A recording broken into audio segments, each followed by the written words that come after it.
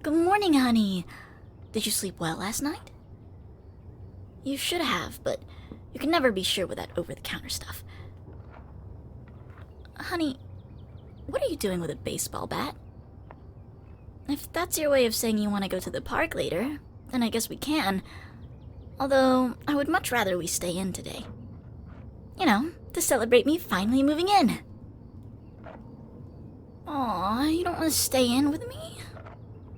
But I had the whole day planned out.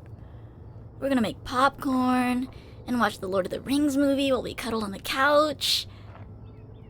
Well, I suppose you know best. If you think going to the park will be fun, then to the park we shall... Huh? You don't want to go out either? Well, if you don't want to stay in, and you don't want to go out, what do you want to do? I suppose we could camp out in the backyard, but that feels like a pretty random way to celebrate. What? Why would you say that, honey? I know I've just moved in and we're going to be spending a lot of time together, but surely you can't be sick of me already. All we've done is cuddle for one night. What do you mean? I'm your girlfriend, silly. We've been dating for a while now. Do you not remember? Oh, I knew that over-the-counter stuff was trouble. Now he's forgetting things. It's all my fault. Bad, Reverie. Bad. What? No. I won't get out of our house. And would you put that bat down? You're starting to scare me, honey. Do you really want me to recount a minute-by-minute summary of our entire relationship? Because I can, if that's what you want. I have a very good memory when it comes to you. We might be here for a while, and then we might not have time to watch all 3 movies. You don't want to miss Return of the King, do you? It's the best one. Wanting me to explain what the bad word I'm talking about isn't very specific, honey, but I can try. By the way, you shouldn't swear so often. It's not the best look in polite company. Okay. We can talk about that later. For now, our relationship. Where to start? Oh, I know. How we met. Now, I don't know how much of this you remember, so you can stop me if this isn't what you want to know. We met at a bus stop a few months ago. It was raining really hard, and because I'm a little silly, I'd forgotten my umbrella. You let me use yours while we were waiting, even though you got soaked, but once your bus came, you didn't take it back. I guess you're silly sometimes, too. Well, I knew you wanted it back because you'd said so before, so I figured that was your invitation to a date. And besides, I had to return the umbrella after all. So I found where you live, and I brought it back. And that was our first date. We ate dinner at your house.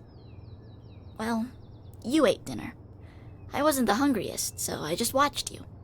And from then on, whenever you were lonely or sad, I'd come over to keep you company. Huh? Oh, I put cameras so I could make sure you were okay, you weren't getting hurt by anything. You knew about those. You wouldn't have shown off so much for me if you didn't. Now shh, don't interrupt. When you seemed sad, I'd come over and make you feel better. It usually wasn't hard. I'd cook you something out of the leftovers in your fridge, or I'd put one of your favorite movies in the TV, or I'd send your cat into whichever room you were in at the time. She and I actually got to be pretty good friends. I think she can tell that I like you. That's why she likes me. Anyway, sometimes you might have thought that it was your past self making the meals or finding the movies and forgetting about it, but you knew it was me most of the time. You must have. That wasn't all we did, though. Sometimes we went on walks together, and sometimes we went out to eat, and sometimes we went to the movies. You almost never spoke to me when we were out, which was kind of weird, but companionable silence with you was good too. and you made up for it with all the great gifts you gave me. Sure, you left them in a strange place.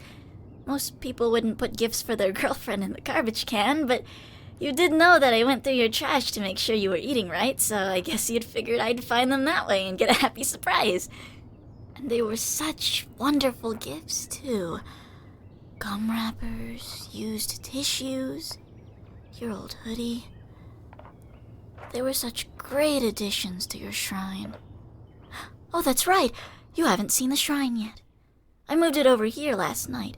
It's in one of your spare rooms right now. I can show it to you later. You won't see the hoodie on it, though. That I kept for myself. To this day, it still smells like you. I love wearing it so much. It feels like a whole body hug from you. Once you even gave me one of your toys. I'll admit, I wasn't expecting you to give me such a bold gift, but wow, something that I'd seen you. It still gives me shivers. And thinking about it now, are you starting to remember any of this yet? Because as soon as you do, we might put some of our plans for today on hold. No? Not remembering anything? Damn.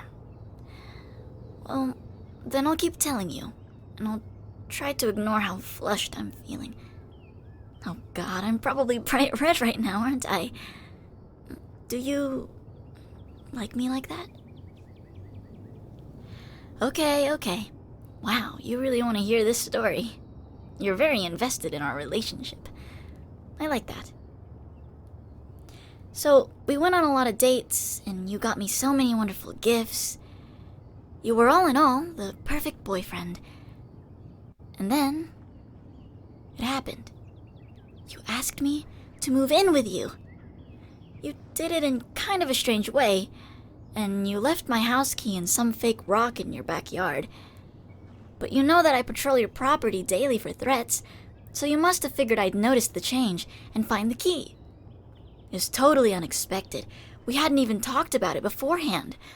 But of course, I wanted to. I love you, and the nearer I am to you, the better. This was yesterday, and I would have started moving my stuff in yesterday afternoon when you could have helped, but you started yawning, and I remember you hadn't gotten a lot of sleep lately. So I wanted to give you some of those pills you sometimes take to help you sleep, only apparently you're not allowed to pick up prescriptions for someone else, even if you're their girlfriend, which is a dumb rule. So I just brought over some over-the-counter sleep aids and gave them to you. You were out pretty quickly after that, and then we cuddled some on the bed. I like holding you as you sleep. I get to be so near to you, and under your blankets, and surrounded by your scent, and I can just bury my face in your chest. It's like heaven. After we cuddled for a bit, I went back to my place and brought over some important things, like your shrine. I didn't get everything, obviously. I figured you could help me with some of the bigger stuff tomorrow, but I brought essentials, and then I fell asleep with you again. And then, this morning, I woke up before you did, and I thought, Reverie, how romantic would it be if you made him breakfast on your first day living together? And then you came into the kitchen with a baseball bat, which I'm still confused about, by the way, and now we're here. Honey? What's with that look in your eye? You've been looking at me kind of strangely for a while now. Is something wrong? What? No. No, that can't be right. No, that isn't true. Of course you knew we were in a relationship. I mean, sure, you acted funny sometimes, but you knew that I was making you meals and going on dates with you. Stop lying! You had to have known. Oh God. You really didn't. And I thought... I might vomit. I might vomit. I have to go now. I need to think about some things. I'll come back later, and we can talk then. Maybe we can still watch. What are you saying? Of course he doesn't want to watch movies with you. He probably thinks you're... I have to go.